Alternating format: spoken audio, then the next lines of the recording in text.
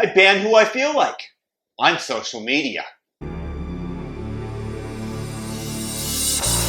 For the first time in history, the left is in favor of private corporations being able to exclude people, being able to make their own rules rather than being regulated. The left, heavily in favor of regulation normally, is totally okay with this laissez-faire capitalism. They're absolutely in favor of the social media companies being able to curate exactly who is not allowed on their platforms. Of course, that's because the same color ideology is in charge of the social media companies. I'm going to be talking about stuff that some people might consider controversial. If you have a comment, leave it in the comment section below. I really do respond to these things, and I want to hear from you guys as to your opinions on it. So go ahead and do that, and please thumb up the video. Just turn it blue. It's not that big a deal. Just smash that like button. Make it blue. I wish it was red, but make it blue. And in what is not just a harbinger of bad things to come, in what is something that should stand out like the sun rising in the morning, except that sun is entirely black, the president is locked out of his Twitter account.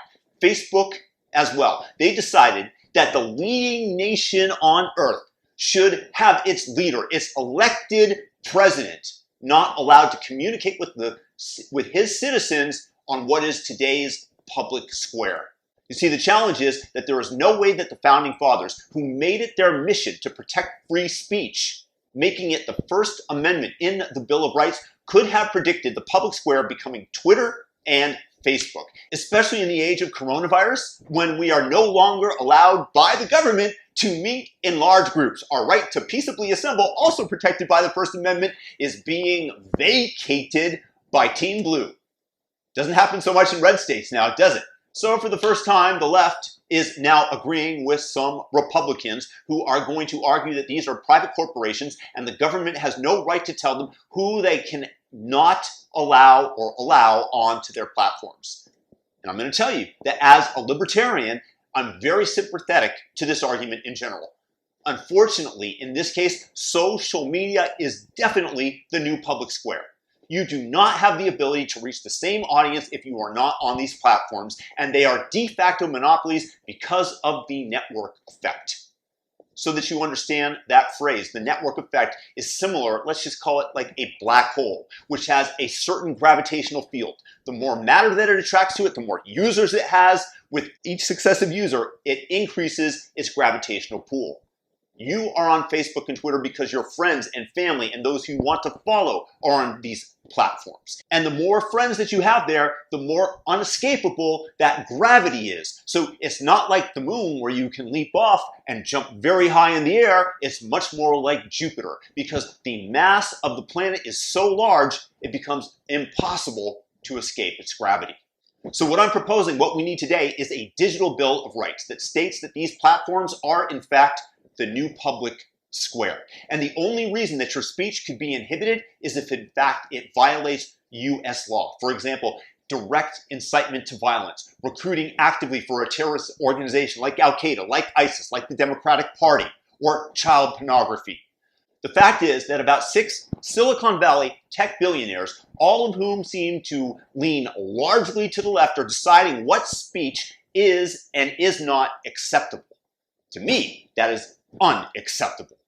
And the public square must allow in everyone, no matter what voices you dislike. That is the nature of America, and that was one of the founding principles, that we must be able to tolerate and listen to speech that we disagree with. Otherwise, you're not in favor of free speech. It's very easy to say, yes, I love free speech when you say exactly what I want to hear. It's listening to the diverging opinions that our ideas are shaped and molded and not in an echo chamber. And many of these people are going to argue that you can just start your own company if you disagree with Facebook and Twitter. That's all fine and dandy. First of all, I already described the network effect for you. But then you have, for example, Parler, which is being distributed largely on the two ecosystems owned by Apple and Google, Google Play Store and the App Store on Apple. And Google just eliminated Parler, and Apple has threatened to do so within 24 hours unless Parler releases its 230 protections, which protect it from lawsuits based on what users post on their platform and actively policing it. That's what Apple wants. Apple is dictating what Parler must allow on its platform in order for distribution on the App Store. They get, once again, to decide what is acceptable speech and what is not. So how are you going to create an alternative public square where there are two primary channels of distribution and they behave pretty much like vertical monopolies and then they kick you off of their platforms? Believe me when I tell you, I am not in favor of government overreach or interfering in private industry. But this is the one time where freedom of speech and our First Amendment takes precedence because there is no alternative. This is one time when I'm in favor of government involvement in private corporations. One of the rare. Free speech is the mechanism, once again, by which we solve our differences in a peaceful manner. Without the ability to communicate and understand the other side, we are drowned in an echo chamber of ideas that only emboldens the divide in our nation. When we can't even communicate with the other, we begin to see the other as an enemy more and more, making much more likely the threat of physical violence to come to fruition and the ensuing civil war that would engulf us all. For example, the walkaway movement was banned recently from Facebook, and all the videos that people had made about why they were leaving the left evaporated. A group of 500,000 people with different ideas, with different reasons for leaving the left, because their political ideology was disagreed with by the tech overlords. They wiped the group off the face of the earth along with the individual pages of all the moderators of that group. This is draconian. This is 1984. This is overreach by the tech giants, and unfortunately, it will get no pushback from Congress because they're all run by the same team, the same organization. They're going to look the other way as your rights get trampled upon, and the one recourse that we have are the courts. And why do you think the Democrats are going to do everything that they can to pack the courts? Because they want to decide what we can hear, what we can say, what is right, and they are not willing to listen to any other point of view. And this is being exemplified today, and this is why it's such a serious issue.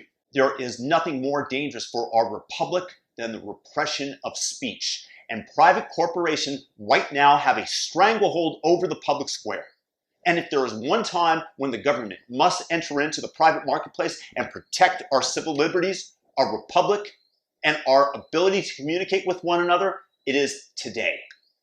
Look, if they can shut down the President of the United States' speech, that means that they can shut down anybody's speech, you included out there. And it is a very chilling proposition going forward. We have a tremendous amount to be fearful of in this moment because we are absolutely teetering on the edge of a giant precipice. Falling, and if we fall, it will be into a vacuum of unrest and violence.